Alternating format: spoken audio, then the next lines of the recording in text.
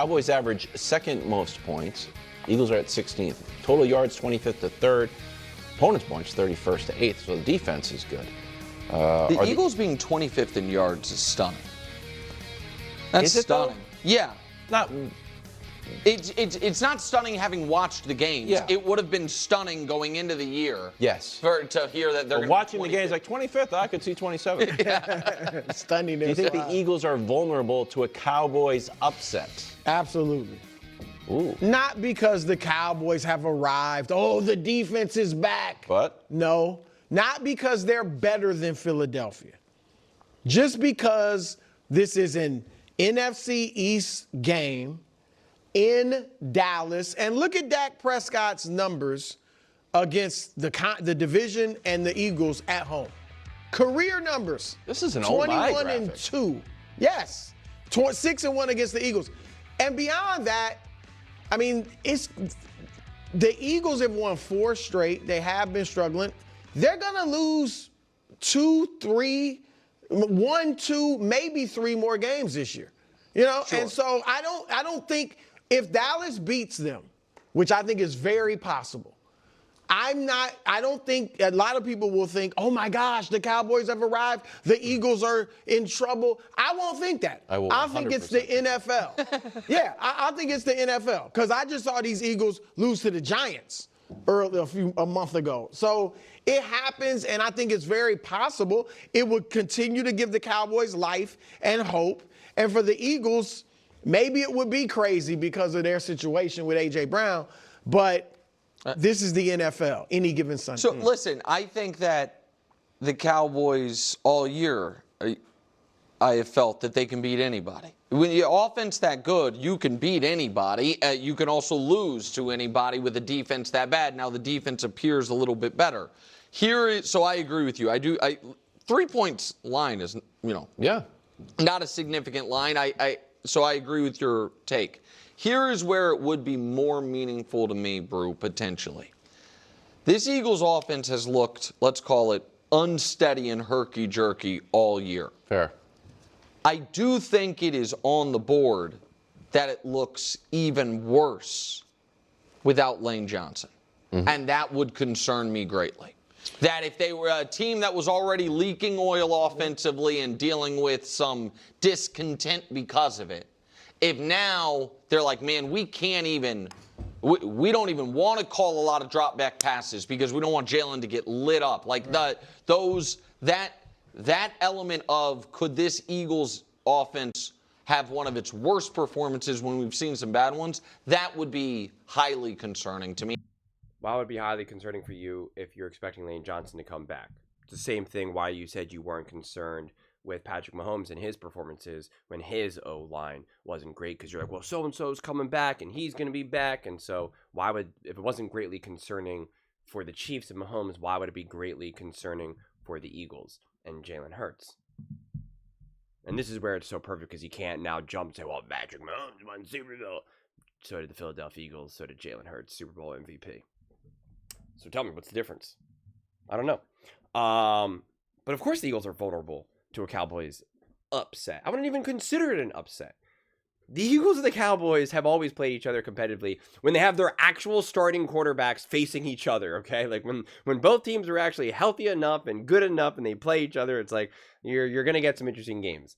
I mean, it doesn't signify anything. I made a Cowboys video, and some Cowboys fans for some reason were all sensitive to it because I said, listen, I don't really care as much if the Cowboys beat the Eagles. I look at it more of like I actually care more about how do the Cowboys play against the Kansas City Chiefs. I'm like, the Philadelphia Eagles and the Cowboys playing each other, it's just the definition of a divisional game, right? Like they encapsulate what a divisional game can look like more so than anywhere else right now. So I mean, you had and this not this year with the Broncos, but in years past, like when the Broncos were nothing, beat the Chiefs, and the Raiders beat the Chiefs with Aiden O'Connell throwing 60 yards, like with an interim head coach, like just weird, wonky stuff.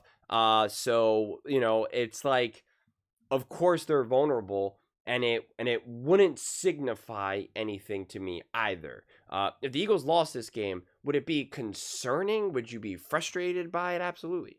Absolutely, especially depending on how it looks. Like if you just looked bad, if you just looked like, wow, right? If you're the Eagles and you're like, if you're an Eagles fan, you're sitting at home and you're like, we scored 9 points and the Cowboys scored 28. Like we could not move the ball. Like what is going on? Then yeah, you would be like, this makes me extra uncomfortable. And then you really are kind of hoping Lane Johnson comes back, but at the same time, it's not like the offense had been looking great without Lane Johnson. With Lane Johnson. So I think there's a ton of vulnerability there. It'll be interesting to see what the defense looks like against Dak and that offense, because this offense will also, should feel a lot more smoother and more high-powered this time around than it did in Week 1, because, Week 1 is Week 1. And the Cowboys' defense should be better, certainly better, certainly healthier, and some new faces just in general than it was in Week 1. So yeah, I'm super excited for this game because, like I said, Eagles versus Cowboys are just, if you ever were like, hey, so no one has ever watched football before, and you're like, I need an example of like what's a great game to watch, and you're just like, Eagles Cowboys, like that is, you understand the rivalry, you understand the history, you understand the fan bases, like it's the NFC East, two of the biggest, most popular teams in all of the NFL, with two of the biggest, most passionate fan bases in all of the NFL. Like it's just different. It's a huge game, and especially now, considering the Eagles have been at the top, even in years past, it's just been like both teams are kind of fighting for relevancy and whatnot. And it's like now the Eagles have gone to multiple Super Bowls. They won the Super Bowl. They beat the Cowboys already this season, right? Like, and like Brew pointed out, like the Eagles lost to Jackson Dart and the New York Giants, right? Did that mean that the Giants have arrived and now that the Eagles are bad? Like, no, it doesn't mean any of that.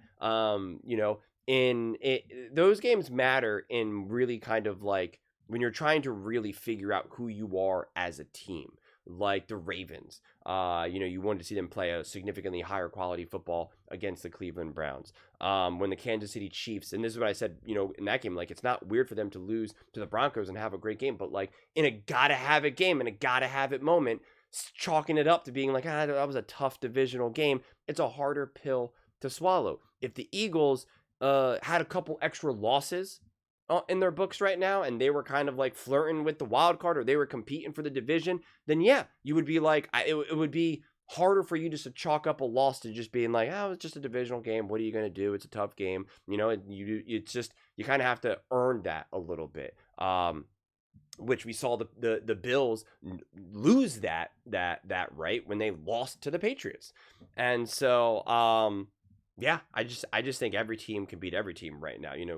Nick said, I think the Cowboys can beat anyone. And it's like, the Bills can beat anyone. The Chiefs can beat anyone. The Eagles can beat anyone. The Broncos can beat anyone. Like, everyone can beat anyone right now. The Rams can beat anyone, right? Like, it's just, and the Eagles have beat the higher collection of teams. They have higher quality wins than any other team currently right now.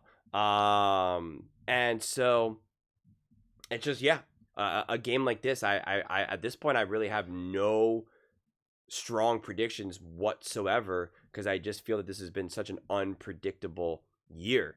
And so I'm fascinated to see, like I said, what the defense looks like against the Cowboys. And, I don't know how much optimism I have for the offense in terms of consistency and their ability to troubleshoot, say, missing a Lane Johnson, because I don't trust the coaching. I don't trust the coaching. So, we see a great game like against the Giants or against the Vikings, or, even Week 1 against the Dallas Cowboys or something. And it's just like, I saw some great and smart play calling against the Tampa Bay Buccaneers with Dallas Goedert, see some really smooth, smart stuff. And then I just see that seemingly just completely vanish. And so there is no strong sense of a level of consistency. And when a team is inconsistent, it almost always is on the coaching staff. And that's what you're going to see offensively, potentially. And I don't know if there is a solution to that this season. So that's when you just got to hope that the players are good enough to overcome any of those limitations and issues. And now that you're getting banged up and your O-line hasn't been great, and now it's even more banged up, you're just like, what does that look like? So, I don't have any strong views in one direction or the other. If I had more trust in the coaching staff, then you'd be able to say, okay, I believe that they'll be able to, do this, that, and the third. And if they were fully healthy and their O-line had been great, but I didn't trust their coaching staff, you could then be like, okay, but I trust that they'll be able to establish the run, blah, blah, blah. And you're just like, I don't know how anyone could feel confident in what you're going to see offensively from this team right now. So it's gonna be fascinating. It's gonna be I think what will ultimately impress me the most, but you can't take comfort in it because of the level of inconsistency. If this Eagles offense comes out and is like, boom, they lay some punches and they just hit the ground running and put up great numbers, and Jalen looks great, and AJ, Devontae, Saquon, like everyone's cooking. They hang, 35 points or something, 28 point.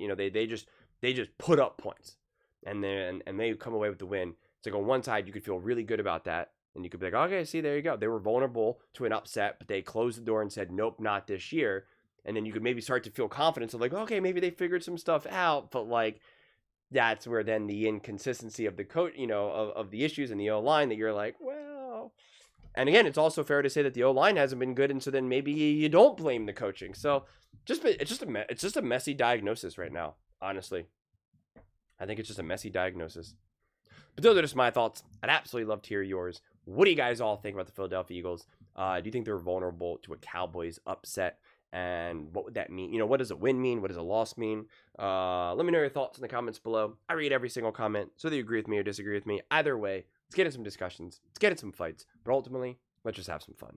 And please do consider subscribing. We're building an amazing community here, and absolutely love to see you part of it. I want to build something that we all generally feel connected to. Something that we're really excited to be part of. I think we're well on our way to doing it. Please don't forget to give this video a thumbs up, as it really does help the visibility and the algorithm. Thank you so much. See you next time.